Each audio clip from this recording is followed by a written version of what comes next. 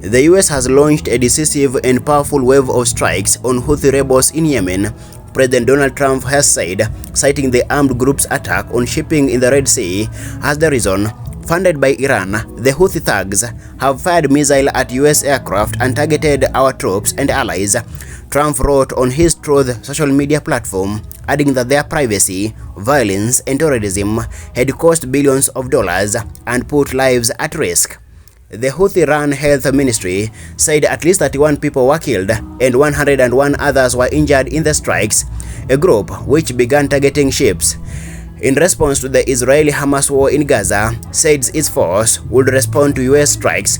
The Houthi reported a series of explosions on Saturday evening in Sana'a and in the northern province of Sada, the rebel stronghold on the border with Saudi Arabia. The Iranian-backed rebel group, which considers Israel as its enemy, controls Sana'a and the northwest of Yemen, but it is not the country's internationally recognized government. Unverified images showed plumes of black smoke over the area of Sana'a's airport, which includes a military facility. In a statement, the Houthi blamed the US and the UK for a wicked aggression targeting residential areas in the Yemeni capital Sana'a, though it is understood that the UK did not participate in the Saturday's US airstrike against the Houthi targets, but it did provide routine refueling support for the US. These attacks, Trump said, will not be tolerated. He added, "We will use overwhelming lethal force until we have achieved our objective." Iran's Foreign Minister Abbas Araghchi said the US government had no authority or business dictating Iranian foreign policy and support for Israeli genocide and terrorism. He posted on X on Sunday, "Stop killing of Yemeni people."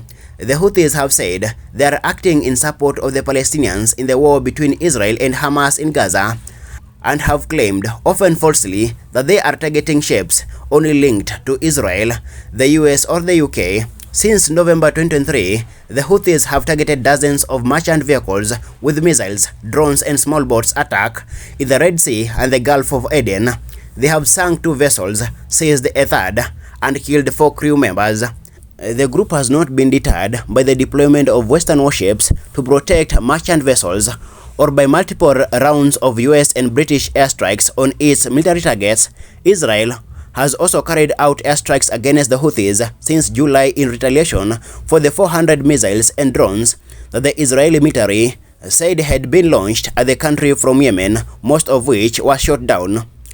Major shipping companies have been forced to stop using the Red Sea, through which almost 15% of global seaborne trade usually passes, and use a much longer route around southern Africa instead.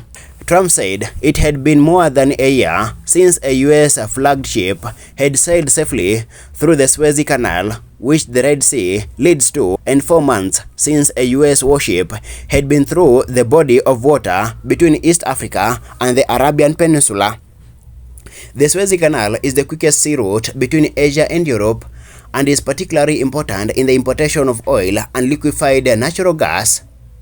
Addressing the Houthi directly, Trump wrote that if they did not stop, hell will rain down upon them like nothing you have ever seen before.